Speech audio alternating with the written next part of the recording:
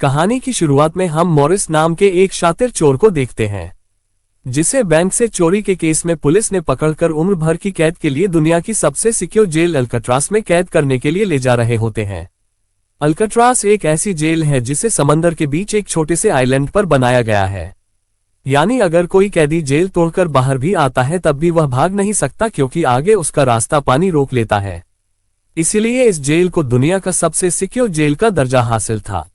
यहाँ सिर्फ दुनिया के टॉप क्रिमिनल्स को रखा जाता, लेकिन जल्द ही इस जेल का रुतबा मिट्टी में मिलने वाला था, क्योंकि अब इस जेल में एंट्री हो चुकी थी फ्रैंक मॉरिस नाम के एक शातिर चोर की, जो पहले भी कई बार जेल तोड़कर भाग चुका है। लेकिन इस बार मॉरिस थोड़ा घबरा गया, क्योंकि यह जेल बहुत ही ज्यादा सिक्योर थी। मगर मॉरिस को यहाँ अपनी पूरी जिंदगी बिल्कुल भी नहीं बितानी थी। वह जल्द से जल्द इस जेल से भागना चाहता था। जेल में एंटर होते ही मॉरिस भाग जाने का सोचने लगा। मॉरिस को सर से पांव तक फुल चेकिंग करके उसे एक सेल में लॉक किया जाता है। एक गार्ड आकर मॉरिस से कहता है, वेलकम टू अल्काट्रास, और यहाँ से होती है असली कहानी शुरू। तभी अचानक एक बेल बजती है और सभी सेल के गेट्स ऑटोमेटिकली खुल जाते हैं। अफसर कैदियों को बाहर बुलाते हैं। इस जेल का डिसिप्लिन भी बहुत सख्त है। कैदियों को साफ सफाई और अपने टाइम पर सेल में जाने के रूल्स को फॉलो करना होता है। सब एक जैसा यूनिफॉर्म पहनकर लाइन में ब्रेकफास्ट खाने आ जाते हैं। मॉरिस के सामने लिटमस नाम का एक कैदी होता है। मॉरिस पूछता है कि मुझे तो कांटा ही नहीं मिला, अब मैं नूडल्स कैसे खाऊंगा। लिटमस उसे कहता है, अबे ये तेरा घर नहीं है, जो तुझे मिला है उसे चुपचाप खा ले। तभी वुल्फ नाम का एक खतरनाक कैदी मॉरिस को चिढ़ाने लग जाता है। वुल्फ से जेल में हर एक कैदी तंग था। वह यहाँ हर एक कैदी पर अपनी मनमानी चलाता था और उस पर बलात्कार के ढेर सारे केस भी हैं। इस जेल में एक से बढ़कर एक खतरनाक कैदी रखे जाते हैं। यहाँ लिटमस मॉरिस से थोड़ा खाना मांगता है और इस दौरान मॉरिस उसे अपनी प्लेट दे देता है। जब मॉरिस टेबल के नीचे से देखता है तो उसे पता चलता है कि लिटमस खुद खाना नहीं खा रहा, बल्कि वह चूहे को दे रहा है। रात को एक गार्ड मॉरिस को वार्डन के पास लेके जाता है। जब मॉरिस वार्डन के ऑफिस में पहुंचता है तो वार्डन मॉरिस से कहता है कि मैं जानता हूं कि तुम बहुत ही शार्प माइंड हो और बहुत इंटेलिजेंट भी हो, लेकिन वो सब यहाँ किस काम का, क्योंकि तुम्हारे जैसे यहाँ कितने आए और गए पर यहाँ से कोई बच नहीं पाया। यहाँ कैदी बहुत ही स्ट्रिक्ट रूल्स फॉलो करते हैं। 2 महीने में एक बार ही कोई तुमसे मिलने आ सकता है, और वह भी तब अगर मेरा मूड अच्छा हो। वार्डन बहुत ही सख्त इंसान है, जो जरा सी गलती पर भी कैदियों को बहुत ही स्ट्रिक्ट पनिशमेंट देता है। वार्डन कहता है, यहाँ से भागने का सोचना भी मत, नहीं तो तुम्हारे टुकड़े टुकड़े कर दिए जाएंगे। जिस पर मॉरिस जवाब देता है, नहीं सर, आपके होते हुए यहाँ से कौन भागने का सोच सकता है। लेकिन असल में पहले दिन से ही मॉरिस के दिमाग में यहाँ से भागने की प्लानिंग शुरू हो चुकी थी। इस दौरान मॉरिस मौका देखते ही वार्डन का नेल कटर चुरा लेता है, जो वैसे तो बहुत ही छोटी सी चीज थी, पर मॉरिस को पता था कि अल्काट्रास जैसे जेल में इस छोटे से नेल कटर से भी बहुत बड़ा काम लिया जा सकता है। मॉरिस वापस सेल में आते ही इस नेल कटर को बाइबल में छुपा देता है। अगले दिन बाथरूम में वुल्फ फिर मॉरिस को परेशान करने लगता है, पर इस बार मॉरिस उसे छोड़ने वाला नहीं था। अब मॉरिस अपना असली रूप दिखाता है और उसे पकड़कर उसकी खूब धुलाई करता है। वुल्फ को पीटने के बाद अब मॉरिस का पूरे जेल में एक अलग रुतबा बन गया। हर कोई मॉरिस से डरने लगा। इसके बाद मॉरिस को लाइब्रेरी में काम दिया जाता है। वहां इंग्लिश नाम के एक आदमी से उसकी मुलाकात हो जाती है। वो इस जेल का सीनियर कैदी है। इंग्लिश को भी 2 आदमियों के कत्ल की वजह से उम्र भर की कैद सुनाई गई थी। उसने इस जेल में अपनी आधी जिंदगी गुजार दी। वो इस जेल के चप्पे चप्पे से वाकिफ है। उसे जेल की हर बात की खबर रहती है। उसे ये भी पता होता है कि आज सुबह मॉरिस और वुल्फ की लड़ाई हुई थी। वो मॉरिस को कुछ किताबें देता है, जिन्हें मॉरिस को हर एक कैदी के सेल में पहुंचाना होता है। अगले सीन में खुले जगह को दिखाते हैं, जहां कैदी कोई ना कोई गेम खेल रहे होते हैं। तभी वह डॉग नाम का एक आर्टिस्ट से मिलता है, जो खुद की पेंटिंग बना रहा होता है। डॉग एकदम सीधा साधा और डिसेंट इंसान है, जो कई सालों से यहाँ सजा काट रहा है। उसे पेंटिंग करने का बहुत ही शौक था और अपना ज्यादातर वक्त वह पेंटिंग में ही लगाता। डॉग का कहना था कि अल्काट्रास जैसी जेल में कोई भी पागल हो सकता है, पर उसकी पेंटिंग की वजह से अब तक उसका दिमाग नॉर्मली चल रहा है। मॉरिस डॉग से पूछता है कि इस पेंटिंग में यह फूल क्यों बना के रखा हुआ है, तुम्हारी शर्ट में ऐसा तो कुछ नहीं। डॉग कहता है कि यह मेरी खुशी है, जो सिर्फ पेंटिंग में है, मेरे मन में नहीं। उसके बाद मॉरिस जब अपने दाएं तरफ देखता है तो उसे ऊपर इंग्लिश दिखाई देता है। मॉरिस इंग्लिश की तरफ जाता है। जब मॉरिस उसके करीब जाता है तो उसके चेले मॉरिस को रोक देते हैं। तब इंग्लिश इशारा करता है कि अपना ही आदमी है, आने दो। मॉरिस उसके पास जाकर बैठ जाता है और तुरंत अपने दिल की बात छेड़ देता है। मॉरिस उससे कहता है कि यहां से बचने में आप मेरी मदद करेंगे। ये बात सुनकर इंग्लिश तो हंस पड़ता है। देखो बेटा, यह महज सिर्फ जेल नहीं है, ये हम सब की कब्र है। यहां से निकलना है तो पहले हमें मरना पड़ेगा, तब जाके हमारी डेड बॉडी यहां से कब्रिस्तान तक पहुंच पाएगी। चलो मान भी लो कि तुम इन बड़ी दीवारों पर चढ़ भी गए और उसके बाद खतरनाक फोर्सेस को क्रॉस भी कर लिया और किसी जादुई शक्ति से तुम यहाँ के सैकड़ों गार्ड से बचकर जेल से बाहर भी निकल जाओ, तब भी यहाँ से भाग नहीं पाओगे क्योंकि आगे तुम्हारा रास्ता समुंदर रोक लेगा। इसलिए टाइम बर्बाद मत करो और चुपचाप सजा काट लो, कम से कम जिंदा तो बचे रहोगे। लेकिन मॉरिस अपने इरादे का पक्का था। वो हर हाल में इस जेल से भागना चाहता था। उस रात एक अफसर मॉरिस को बताता है कि तुम्हें कल से कारपेंट्री का काम दिया गया है, 1 घंटे का 50 सेंट्स दिहाड़ी भी दी जाएगी। मॉरिस फौरन इस काम के लिए राजी हुआ क्योंकि उसे लगा कि वहां उसे कोई ऐसा औजार मिल सकता है जिससे उसके भागने में काम आ सकता है। अगले दिन मॉरिस लिटमस से यहां से बचने का रास्ता पूछता है। लिटमस कहता है, अरे ये तो बहुत ही आसान है। हर सेल में एक एयर वेंट होता है, उसके जरिए तुम छत पर पहुंच सकते हो, वहां से शायद तुम बच पाओ। और मॉरिस की बातों पर मुस्कुराते हुए वहां से चला जाता है। तब डॉक मॉरिस को खबरदार कर देता है कि वुल्फ तुम्हारी तरफ आ रहा है। तभी वुल्फ मॉरिस पर चाकू से वार करने आता है। मॉरिस अपना कोट हाथ में लपेटकर उसके साथ लड़ने लग जाता है। इतने में एक गार्ड उसे रोकने आता है तो वुल्फ गार्ड पर भी चाकू से वार कर देता है। अब मामला बिगड़ जाता है और वॉच टावर का गार्ड शूट करने लगता है। तब जाकर मॉरिस और वुल्फ लड़ना बंद करते हैं। मॉरिस को पता नहीं था कि वॉच टावर पर भी एक गार्ड है। वो अब एक एक करके इस जेल की हर बात को नोटिस करने लग जाता है। मॉरिस और वुल्फ को गार्ड्स डी ब्लॉक में ले जाते हैं, जहां रात भर कैदियों को अंधेरे में रखकर टॉर्चर किया जाता है। यह एक ऐसा सेल था जहां कोई भी कैदी नहीं जाना चाहता था। जाने से पहले वुल्फ मॉरिस को धमकाता है कि बेटा तेरी मौत तो मेरे हाथों होगी। उस रात मॉरिस को तरह तरह के टॉर्चर सहने पड़ जाते हैं, जिससे उसकी हालत काफी खराब हो जाती है। 2 हफ्ते तक इस अंधेरे वाले सेल में रहने के बाद उसे वापस उसके सेल में ले आते हैं, जहां लिटमस अपने पालतू चूहे से मॉरिस को एक नोट भेजता है जिसमें लिखा होता है, वेलकम बैक मॉरिस। एक दिन चार्ली नाम का एक नया कैदी आता है जिसे मॉरिस के पास वाले सेल में रखा जाता है। मॉरिस और चार्ली में जल्दी दोस्ती हो जाती है। मॉरिस फिर उसे अपने दूसरे दोस्तों से भी मिलवाता है। उसी समय वार्डन बिना किसी को बताए हर एक कैदी के सेल को चेक करता है। जब वह डॉग के सेल में जाता है तो डॉग के सेल में उसके बनाए हुए कई पेंटिंग्स होते हैं। वार्डन हैरान रह जाता है कि दिन ब दिन उसकी पेंटिंग तो बढ़ती जा रही है। डॉग ने वार्डन की पेंटिंग भी बना के रखी होती है। उसे देखकर वार्डन मुस्कुराने लग जाता है, लेकिन पता नहीं क्यों। अगले दिन वार्डन डॉग के सेल में बनाई गई सभी पेंटिंग्स को बाहर फेंकने का गार्ड्स को ऑर्डर देता है। वार्डन के इस फैसले ने डॉग को अंदर से पूरी तरह तोड़ दिया क्योंकि डॉग सिर्फ अपनी पेंटिंग के ही सहारे जिंदा था। वह अपने हर एक बनाए हुए पेंटिंग से बहुत प्यार करता था क्योंकि यहाँ उसकी सिर्फ एक ही खुशी थी और वह भी उस बेचारे से छीन ली गई। मॉरिस उसे समझाता है कि कोई बात नहीं, वो सिर्फ पेंटिंग ही तो थी, तुम और भी बना सकते हो। लेकिन डॉग इस सदमे से बाहर नहीं आ पा रहा था। अगले दिन उसे देखकर मॉरिस गार्ड से कहता है कि प्लीज डॉग पर नजर रखिए, वह बहुत ही परेशान दिख रहा है, कहीं वह खुद को नुकसान ना पहुंचा ले। फिर गार्ड मॉरिस को कहता है, तुम अपने काम से काम रखो। डॉग को भी मॉरिस के साथ कारपेंटर का काम दिया जाता है। तभी डॉग छुपकर मॉरिस की जेब में कुछ रख देता है। उसके बाद वह एक गार्ड को बुलाता है और कारपेंट्री के लिए दी गई कुल्हाड़ी से अपनी 3 उंगलियां काट लेता है और कहता है कि जिन उंगलियों से मैं पेंट नहीं कर सकता उनकी मुझे जरूरत नहीं है। ये कहकर वह चिल्लाने लग जाता है। तब गार्ड उसे पकड़कर ले जाते हैं। मॉरिस देखता है कि डॉग ने उसके कोट में वही फूल डाल दिया है जिससे उसने अपनी पेंटिंग बनाई थी। शायद वह मॉरिस को बताना चाहता है कि इन लोगों ने मेरी खुशी मुझसे छीन। मॉरिस डॉग की कटी हुई उंगलियां उठाकर एक डिब्बे में डालता है और गार्ड को देखकर कहता है कि जाओ अपने वार्डन को दे दो, वह इसे देखकर बहुत खुश होगा। अगले दिन मॉरिस अपने सेल में बैठा होता है। तभी वह देखता है कि एक कॉकरोच एयर वेंट के अंदर जा रहा है, जिससे उसे अंदाजा हो जाता है कि यहां से बाहर जाने का कोई रास्ता जरूर होगा।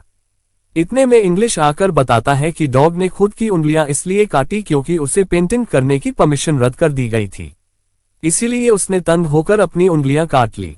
ये जानकर मॉरिस को बहुत गुस्सा आता है। अगले दिन डाइनिंग हॉल में वार्डन मॉरिस से पूछता है कि तुम इस डॉग को इतना सपोर्ट क्यों कर रहे हो। वह कहता है ऐसा कुछ नहीं है। ये कहकर मॉरिस वापस टेबल पर जाकर बैठ जाता है। वहां उसकी मुलाकात दो भाइयों जॉन और क्लेरेंस से होती है, पर मॉरिस उनसे ऐसे बात करता है जैसे वो उन्हें पहले से जानता हो। जॉन और क्लेरेंस दरअसल ये दोनों किसी और जेल में मॉरिस के गैंग में थे। जॉन को अब जेल से भागने का काम आसान लगने लगा क्योंकि ये दोनों भाई मॉरिस की तरह शार्प माइंड थे और अब ये तीनों जेल से भागने की प्लानिंग करने लगे। दोपहर को चार्ली की गर्लफ्रेंड उससे मिलने आती है। दूसरी तरफ इंग्लिश की बेटी उससे मिलने आई होती है। इंग्लिश अपनी बेटी को देखते ही उसकी आंखों में आंसू आ जाते हैं क्योंकि उसकी बेटी उसकी गैर मौजूदगी में काफी बड़ी हो चुकी थी और इंग्लिश को अपनी बेटी का बचपन न देख पाने का बहुत अफसोस था।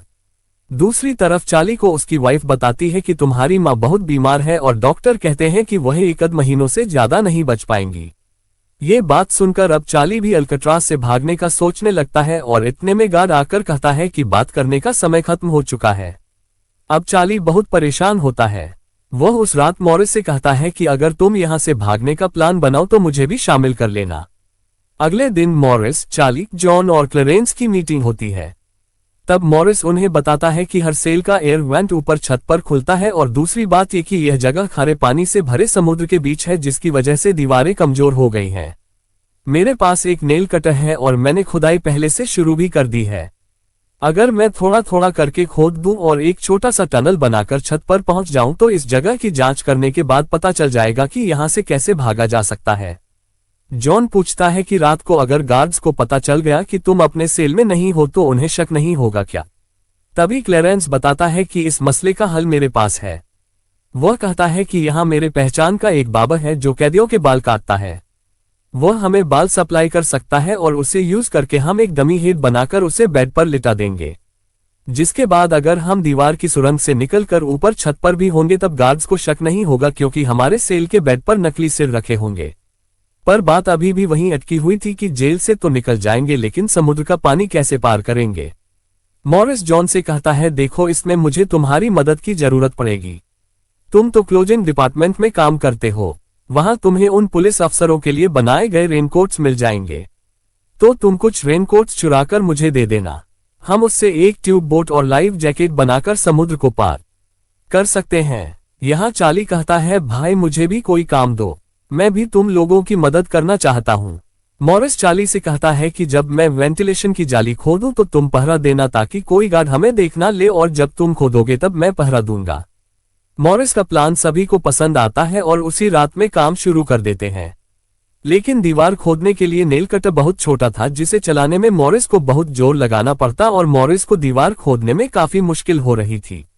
उसके हाथ में कहीं छोटी भी आए लेकिन वो धीरे धीरे उस होल को खोदने लगता है। अगले दिन वो खाने के टेबल पर अपने दोस्तों से कहता है कि मुझे खुदाई के लिए एक बड़े औजार की जरूरत है। नेल कटर से दीवार खरीदना बहुत मुश्किल हो रहा है। तभी मॉरिस ने अपने हाथ में चम्मच को देखते हुए उसके दिमाग में एक आइडिया आया। वह जानबूझकर चम्मच को अपने जूते पर घिसकर उसे गंदा कर देता है। उसके बाद मॉरिस ने गार्ड को बुलाया और कहा कि यह चम्मच गंदा है, मुझे दूसरा चम्मच दो। बाकी लोगों ने भी गार्ड से उनका चम्मच बदलने की रिक्वेस्ट की। गार्ड को इसमें कोई गड़बड़ नहीं लगी और उसने फौरन चम्मच बदलने की इजाजत दे दी, जिसके बाद वह सीधा टेबल की तरफ बढ़ता है जहां एक और सिक्योरिटी गार्ड सीट पर बैठा होता है। पर जैसे ही वह टेबल पर रखे हुए चम्मच बदलने लगता है तो जॉन ने वहां मौजूद गार्ड को बातों में उलझा लिया, जिसका फायदा उठाते हुए मॉरिस ने एक के बजाय 2 चम्मच उठा लिए और एक को जेब में छुपा कर रख दिया, जिसके बाद वह सीधा अपने सेल में चला जाता है।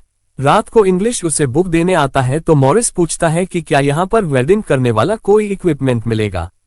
इंग्लिश समझ जाता है कि मॉरिस के सिर पर अब भी जेल से भाग निकलने का भूत सवार है। वह कहता है कि मैं तुम्हें पहले भी बता चुका हूं कि तुम्हारी कोशिश बेकार हो जाएगी क्योंकि तुम पकड़े जाओगे और शायद अपनी जान भी गंवा दोगे। इतने सालों में मुझे कभी भागने का ख्याल नहीं आया क्योंकि मैं जानता हूं यह इम्पॉसिबल है, लेकिन तुम जिद्दी हो तो मैं क्या कर सकता हूं, करो कोशिश। लेकिन मॉरिस को उसकी वार्निंग का कोई फर्क नहीं पड़ता। वह अगले दिन लिटमस से माचिस मांगता है और कहता है कि अगर आप मेरी मदद करेंगे तो मैं आपके चूहे को अपने हिस्से का खाना हर रोज दूंगा। लिटमस खुश होकर यह डील मान जाता है क्योंकि लिटमस को चूहा बहुत पसंद था। उसी रात लिटमस मॉरिस को अपने माचिस पास कराता है। मॉरिस नेल कटर के एक हैंडल को निकालता है जिससे वह एक छोटा सा बेलचा बनाने जा रहा होता है। फिर वह चम्मच को तोड़कर नेल कटर की हैंडल से जोड़ लेता है। फिर माचिस चलाकर दोनों को अच्छी तरह से वेल्ड करके एक नुकीला औजार तैयार कर लेता है। बस फिर क्या था, वह वेंट के चारों ओर खुदाई शुरू करता है।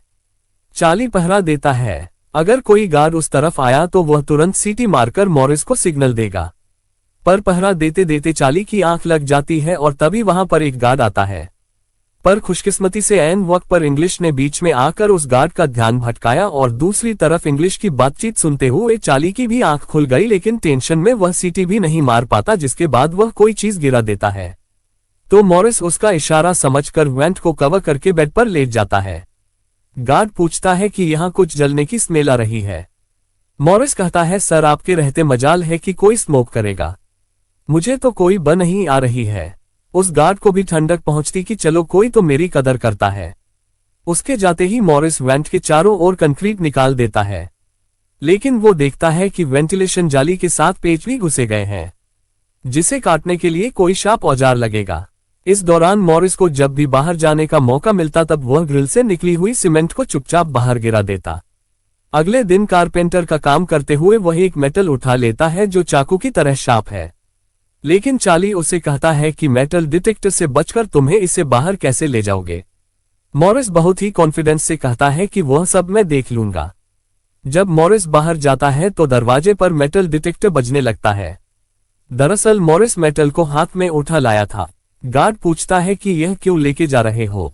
मॉरिस कहता है, सर वो मैंने सोचा कि कपड़े टांगने के लिए इसे यूज करूंगा।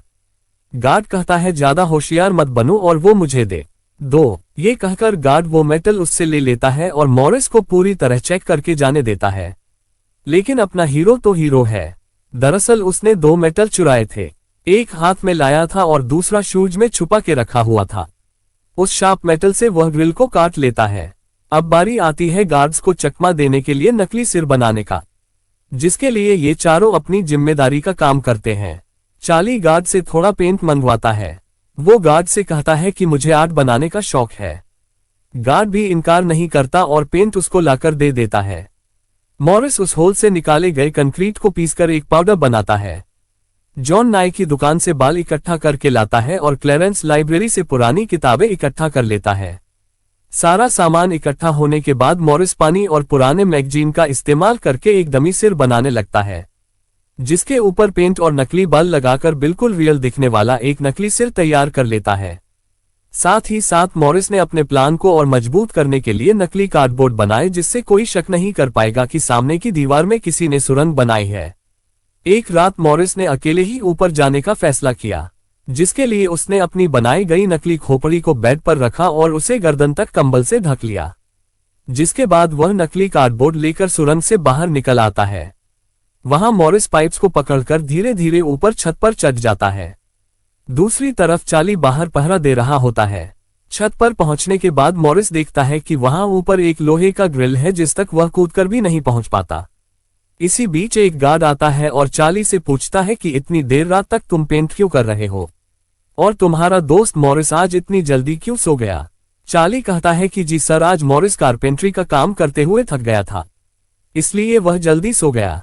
तभी अचानक गार्ड के हाथ से उसकी लाठी नीचे गिर जाती है। उसे उठाते हुए वह देखता है कि मॉरिस के बाल बहुत अजीब दिख रहे हैं। अब चार्ली डर के मारे कांपने लगता है कि आज तो काम से गए। गार्ड मॉरिस के सेल के अंदर हाथ घुसाकर उसके बाल टच करता है, तो मॉरिस पूछता है, क्या हुआ सर, मेरे बाल इतने खूबसूरत हैं क्या।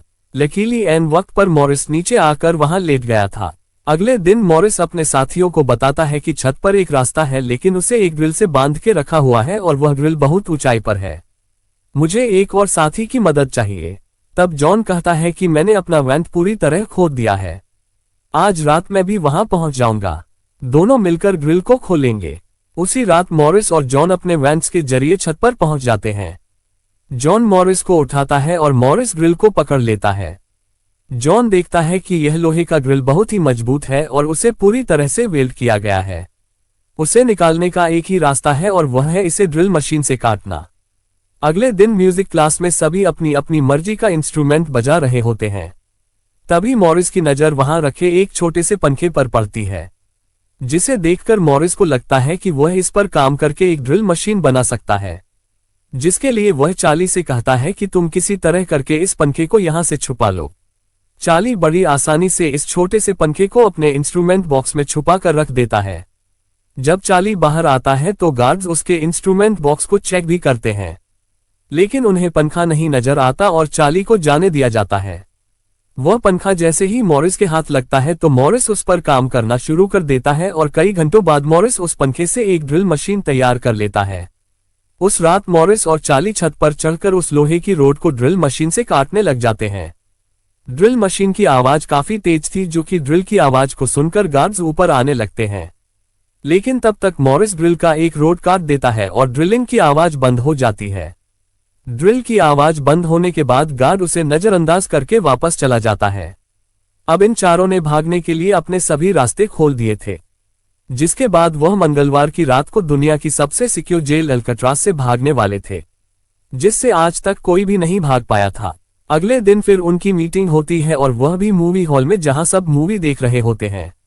मूवी की आवाज के बीच मॉरिस जॉन और क्लेरेंस से पूछता है कि क्या तुम्हारा वैंट तैयार हुआ है और उन रेनकोट्स का क्या हुआ जिससे हम ट्यूब्स और लाइफ जैकेट्स बनाने वाले थे। वह बताते हैं कि सब तैयार है, हमारा डमी सिर भी एकदम रेडी है, बस बच निकलने की देरी है। अगली सुबह नाश्ते के दौरान मॉरिस ने डॉग के दिए हुए फूल को टेबल पर रखा। वार्डन ने जब इस फूल को देखा तो वार्डन उनकी टेबल पर आकर वहां रखे हुए फूल को मसल देता है। ये देखकर लिटमस को बहुत गुस्सा आता है, क्योंकि यह फूल डॉग का फेवरेट था और डॉग मर चुका था। लिटमस तो गुस्से में उस पर हमला करता है कि एक तो तुमने डॉग को मार दिया और दूसरी तरफ तुम उसकी दी गई एक छोटी सी निशानी को भी नहीं छोड़ रहे हो। लेकिन जैसे ही वह वार्डन पर हमला करता है उसे अचानक हार्ट अटैक आ जाता है और वह नीचे गिर पड़ता है। मॉरिस को वार्डन पर बहुत गुस्सा आता है और चारों उसी रात बच निकलने का फैसला करते हैं। मॉरिस आधी रात का इंतजार कर रहा होता है ताकि गार्ड्स का पहरा जरा कमजोर हो जाए तो हम आसानी से बच निकल पाएंगे। तभी मॉरिस के सेल में इंग्लिश उसे कुछ बुक्स देता है, तो मॉरिस कहता है कि आखिरी बार